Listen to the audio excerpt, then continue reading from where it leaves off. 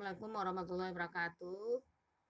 Baiklah, untuk pertemuan perdana di semester genap ini, Ibu doakan semoga kita semua berada dalam keadaan sehat walafiat, walaupun kita berada dalam masa pandemi dan belajar melalui PJJ, pembelajaran jarak jauh. Semoga kita semua tetap semangat dalam menjalankan aktivitas. Dan juga Ibu harapkan kita semoga semua berdoa bersama-sama agar pandemi ini cepat berlalu. Baiklah, untuk materi awal IPA semester genap ini berhubungan dengan tekanan pada zat cair. Nah, di sini tekanan zat cair. Kita lihat. Nah, di dalam ini nanti ada berhubungan dengan kompetensi inti, ada kompetensi dasar, ada indikatornya. Nah, bisa kamu baca. Kemudian tujuan pembelajarannya. Nah, di sini akan dilihat. Nah, sekarang kita lihat untuk tekanan pada zat cair ini. Yang pertama, tekanan hidrostatis.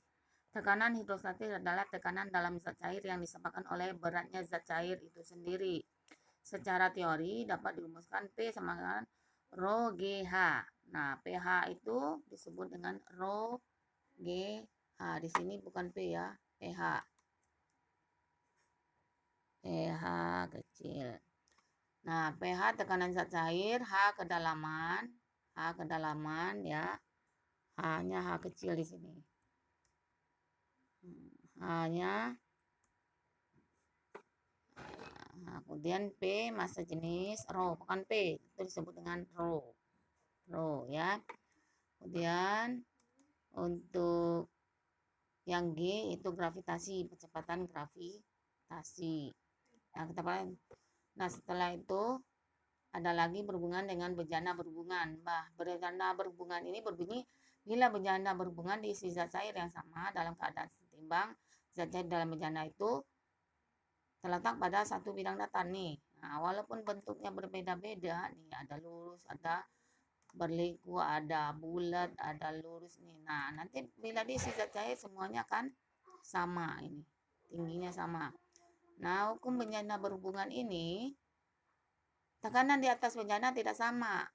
Misal salah satu bejana tertutup, kemudian diisi 2 macam atau lebih zat cair. Kemudian digoyang-goyangkan dan salah satu bejana pipa kapiler. Yang ketiga, hukum Pascal. Hukum Pascal adalah gaya yang bekerja pada suatu zat cair dalam ruangan tertutup. Tekanannya diteruskan oleh zat cair itu ke segala arah sama besar. Nah, hukum Pascal itu adalah gaya yang bekerja pada suatu zat cair di ruangan tertutup. Tekanannya diteruskan oleh zat cair itu ke segala arah. Secara matematis, nah di situ rumuskan F1 per A1 sama dengan F2 per A2.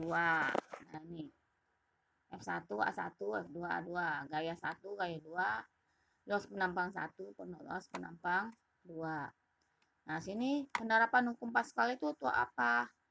Satu, untuk dongkrak hidrolik untuk mengangkat mobil nih, mobil nih. Kemudian jembatan angkat mengangkat mobil keseluruhan. Kemudian apa? Gempa hidrolik.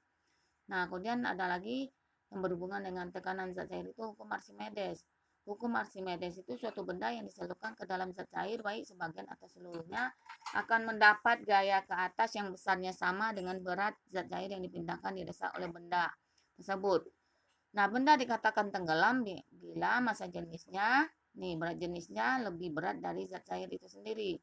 Benda dikatakan terapung bila zat cair itu berat jenis benda tersebut lebih kecil dari zat cair. Nah, benda dikatakan melayang atau sama apabila berat jenis zat tersebut sama dengan berat jenis zat cair. Nah, ini penerapan hukum Archimedes ya. Coba lihat nih.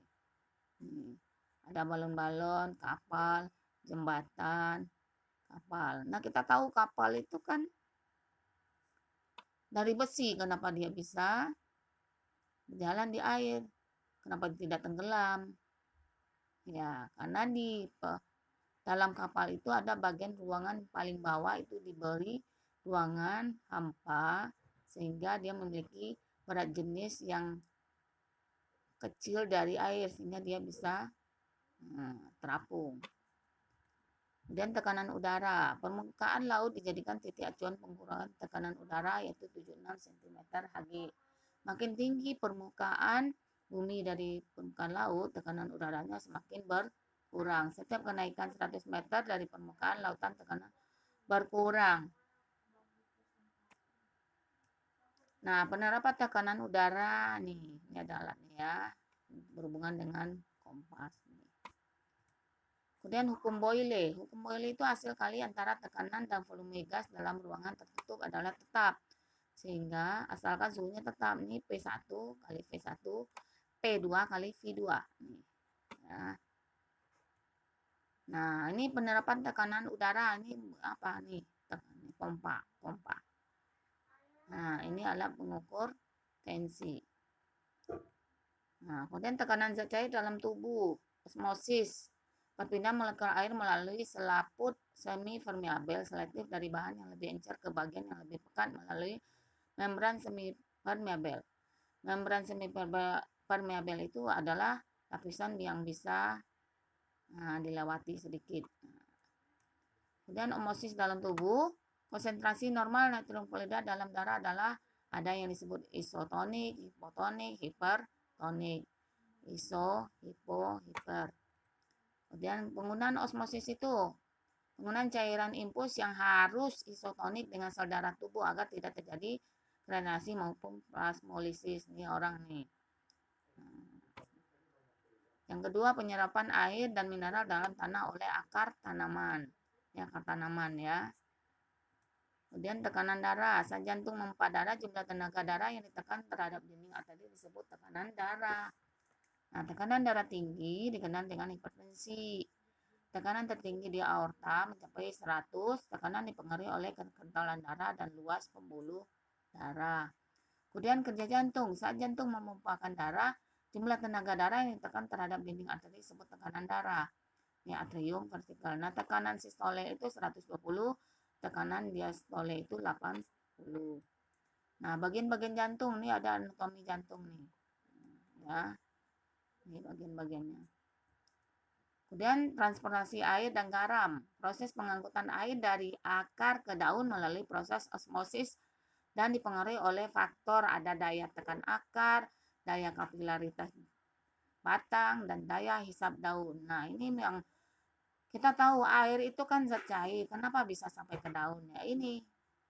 Jadi dia ada tekan akar. Tekanan akar itu berarti didorong ke atas. Kemudian daya kapilaritas. Daya kapilaritas itu apabila air sudah sampai di batang, dia akan lengket di batang dan itu akan ditarik.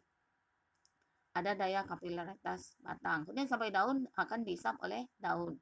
Sehingga air bisa sampai ke daun yang digunakan nanti untuk proses fotosintesis. Nah, terima kasih untuk kali ini Ibu cukupkan materi tentang tekanan pada zat cair. Mudah-mudahan apa yang disampaikan bisa dipahami. Assalamualaikum warahmatullahi wabarakatuh.